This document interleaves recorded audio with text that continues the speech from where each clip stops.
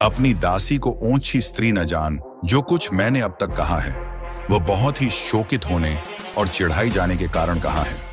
Eli ने कहा, कुशल से चली जा, इस्राएल का परमेश्वर तुझे मन चाहा वर दे।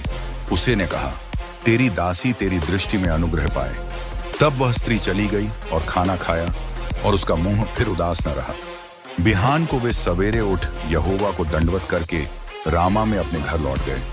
और एलकाना अपनी स्त्री हन्ना के पास गया और यहोवा ने उसकी सुधि ली।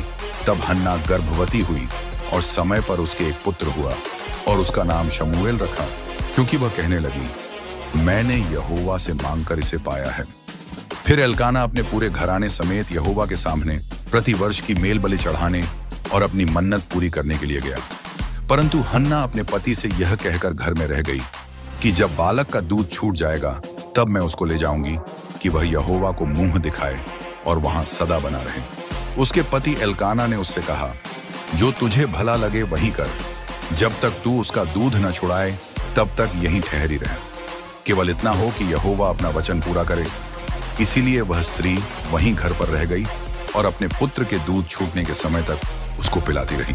जब उसने उसका दूध छुड़ाया तब वह उसको संग ले गई और 3 बछड़े और एपा भर आटा और कुप्पी भर दाख मधु भी ले गई और उस लड़के को शीलो में यहोवा के भवन में पहुंचा दिया। उस समय वह लड़का ही था और उन्होंने बछड़ा बलि करके बालक को एली के पास पहुंचा दिया।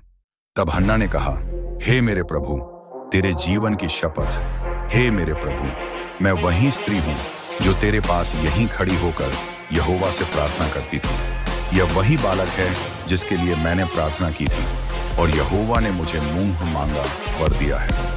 इसीलिए मैं भी उसे यहोवा को अर्पण कर देती हूँ कि यह अपने जीवन भर यहोवा ही का बना रहे। तब उसने वहीं यहोवा को दंडवत किया